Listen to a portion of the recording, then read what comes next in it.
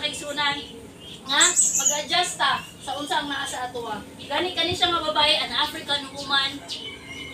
Nagpuyo siya sa usa ka dapit mga kaigsunan nga giingnan siya nga mobalhin sa usa ka dapit nga atimanon niya ang usa ka garden. So sa ilaha sa garden mga kaigsunan, sa yuta nga iyang ikuanan, so gitamnan man niya nya mingaw man kayo masiyara, kuya so siya ka Adventista mga kaigsunan niya, dili ta mabuhi nga di ta maglakaw-lakaw, wa tay kanang himuon ba.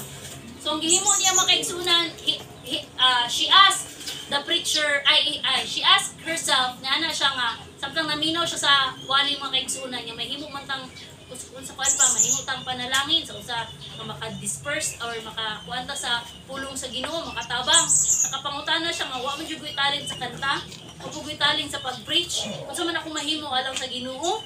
So sa pagkabalihin niya mga kaigsuonan, ang nasi silingan nga ilimnanan ba bar house. I know you know the story mga kaigsunan.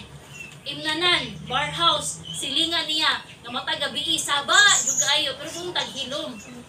So iyang gihimo, nag-adjust siya. Ang gihimo, nagpagawa siya sa iyang radyo.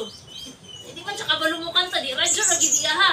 Sa tugtog sa tanan nga mga kanta na to mga kaigsuonan, gilanog yun niya sa tibuok. Kuan, adlaw mga kaigsuonan niya. Okay, magsubot ron po na nga to ang mga kanta tibuok adlaw, di ba? Magtugtog, kanindot ra.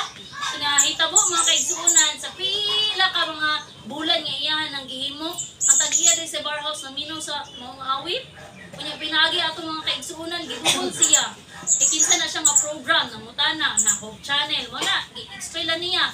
Kunya, kung sa mga klase nga Ginoo mo gialagaran, nag-share lang po siya nga hinani akong Ginoo nga gialagaran.